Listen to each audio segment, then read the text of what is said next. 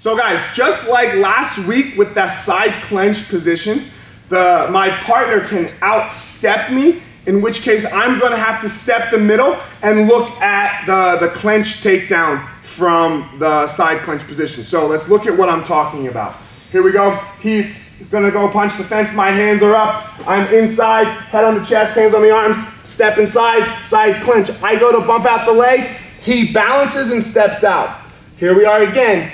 Turn the foot in, step the leg deep, loading him up on my hip. Spin him down. Here we are. Move to the side control. He bridges and hips out. I'm up. Maybe some one arm past the guard. Feet on the hips and up. One more time with it, everybody.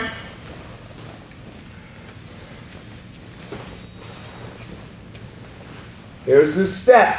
The keys. Turn my foot in, keep the hands locked, step deep. Spin, spin, spin, and go. So guys, remember, there's a lot of redundancy in our curriculum. Over and over again, with the same things over and over again. I want you to think of it like that's the way the best in the world practice too. If you look at the way that pro sports practice, like for example, let's take a football team, the Denver Broncos. They run the play, and they run the play, and they run the play. They spend all day, maybe all practice running 5 plays, right? Maybe 5 plays after a warm up because that's what it takes to not mess up. That's what it takes to be able to perform under high pressure, high stakes scenarios. I personally get to coach UFC athletes. You know, we do the same thing. We don't, our practice looks like a whole bunch of the same drills with little modifications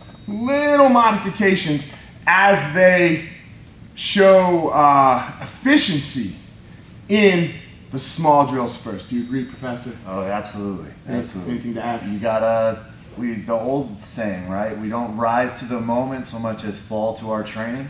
And those repetitions really burn that into from procedural memory to just knowing, right? Right, you can't think. Right, no time to think. No time you just to have think. to know. So that's it, guys. So I know it's a lot of redundancy, but it is for the benefit of the practitioner. You know, this is how I practice, this is how you practice, this is how we all practice. We'll see you on the mat in a second.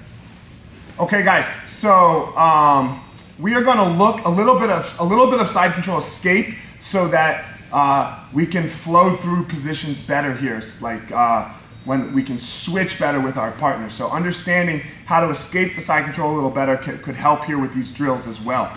Okay, we're gonna first go over some bridging.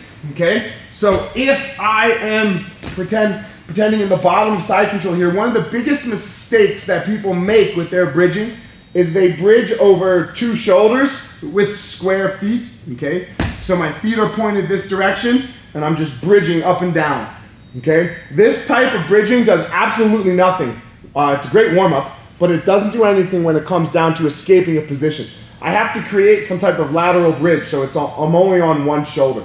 The way I do that is I like to take one foot and turn it out, okay? So that when I bridge, it makes it much easier for me to bridge up over my shoulder, okay? Now, from this position, I could do one of 2 things. If I wanted to roll to the top, I could easily roll to the top, or, okay, with that side bridge and the step out, okay? Notice my knee hit the mat. It makes it very easy for me to hip out and have a connected knee to elbow so that I can start to look at controlling space in between me and my partner.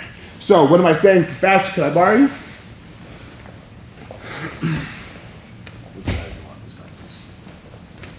We're not going to get too crazy with our hand positions yet, okay? But here I am, Professor's on top of me, okay? I'm going to give a bridge over my right shoulder because that's where Professor is. Notice my right leg is turned out, okay? Bridge, it moves him. From here, I'm going to hip out and my knee, sit up for a sec, Professor. Notice my knee now is connected to my elbow. So he cannot get inside any of this space. From this position now, the back professor, I can step my leg over and come back to the guard so that he can now jump up. So guys, here we are with professor. We can start to combine some things now. He toriandos past my guard, pin, yes, around, holds a good side control, switches the base over my head, switches his base, back to the other side, and now here I go, okay? Turn the foot out, give a good bridge, move my hips out, connect my knee to my elbow, to my guard. I could sweep him,